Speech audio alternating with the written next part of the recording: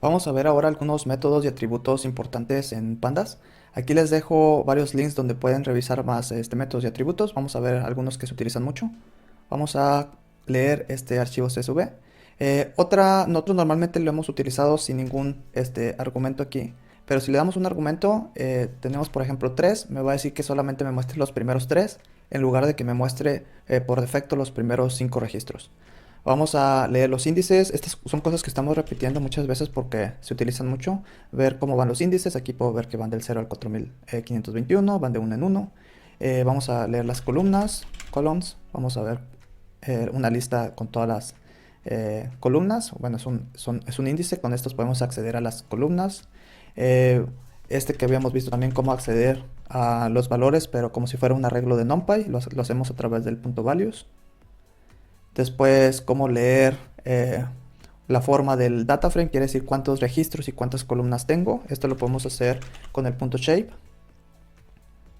Aquí puedo ver que tengo 4521 registros y 17 columnas. Puedo leer información con el punto info del data frame. Esta información me da tanto los nombres de las columnas, me dice cuántos valores en total tengo, que son estos 4521. Me dice de todas las columnas que tiene, si tiene valores que no sean nulos. En este caso, pues como tengo 4521, pues no tengo valores nulos o valores faltantes. Más adelante vamos a ver a qué nos referimos con esos valores faltantes. Y también puedo ver cuál es el tipo de dato de cada columna. Aquí puedo ver que esta es la numérica con entero, los objetos son los texto. Y bueno, así lo puedo ver todo en una sola, con esta instrucción de punto .info. También puedo ver los tipos de datos. A veces solamente me interesa saber los tipos de datos. Porque si leo, por ejemplo, un archivo de Excel, a lo mejor yo esperaba que una columna sea un número, y no lo leyó como número. Normalmente sí lo lee así, o sea, correctamente. Pero a veces si tenemos en el archivo de Excel una celda que sea un texto y todas las demás son números, ya por ese texto me lo va a leer todo como si fuera texto. Vamos a ver los tipos de datos con esta d.dtypes era. Y así veo esta misma información que tenemos aquí. Aquí podemos ver solamente los tipos de datos. Tenemos también esta función que se llama convert dtypes, que me convierte, digamos, los textos al texto que mejor, o sea, el texto que sea más apropiado. Pero aquí ya está, no más he de hecho ningún cambio porque realmente ya tenemos los datos en el tipo de dato que debería ser. También puedo ver la longitud del data frame, que me va a dar el número de registros, que son los 4521. Puedo ver que efectivamente el tipo de dato del data frame es un data frame. Dice revisar si los índices son únicos. También puedo revisar eso. Puedo revisar si los índices son únicos con evaluar si son únicos. df, por ejemplo, index is unique. Si sí me dice que es unique, es que todos los índices son diferentes, que es lo que esperamos en una columna que sea el índice. Esperamos que todos sean diferentes. Me dice que sí es verdadero. Vamos a ver, por ejemplo, habíamos visto en la columna de educación, que por ejemplo aquí, se repiten. O la columna de marital o la columna de job.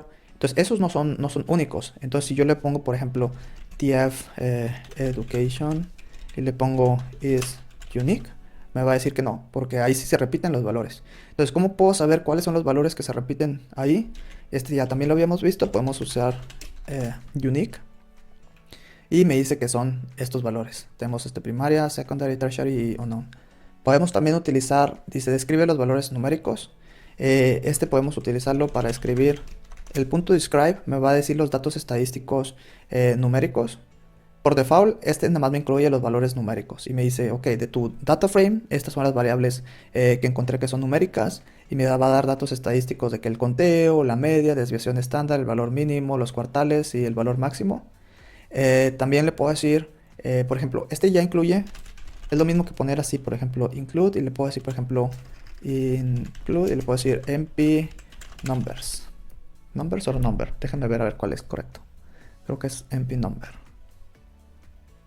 Y es exactamente lo mismo, porque por default, por defecto, ya incluye solamente las variables numéricas. Puedo incluir variables no numéricas.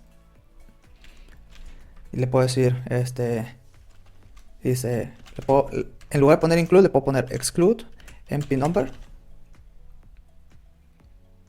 Aquí me va a mostrar las variables que no son numéricas, o ya sea que excluya los números o que incluya los objetos. Esto va a ser también lo mismo.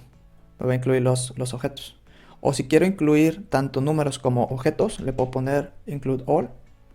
Entonces me incluye algunos, pues por ejemplo, este que es numérico no me pone esta información que es solamente para valores no numéricos. Y este que es una no numérico no me va a incluir todas estas estadísticas que son para los valores numéricos. También podemos describir una sola variable. Si me interesa, por ejemplo, una variable numérica, le puedo poner el describe, pero solamente a esa variable. O lo mismo puedo hacer para una variable categórica. Y esta es solamente una variable. También puedo copiar un data frame para trabajar sobre una copia. Por ejemplo, aquí tengo el data frame 2. Y esta va a ser una copia de mi data frame 1, def2.head. Y es ya una copia de mi data frame, digamos, original. Puedo contar los valores por ejemplo, en esta variable que no es numérica le puedo poner value counts. Y esta digamos que es parecida al unique, donde me va a decir cuáles son los valores únicos, pero además me dice cuántos de esos valores tenemos, cuántos registros de esos valores. Entonces aquí tenemos como índice los valores únicos, y los valores van a ser el conteo de cada uno de esos valores. Y bueno, también podemos ver que esto se parece al que les comentaba de unique. Aquí puedo acceder a los valores únicos.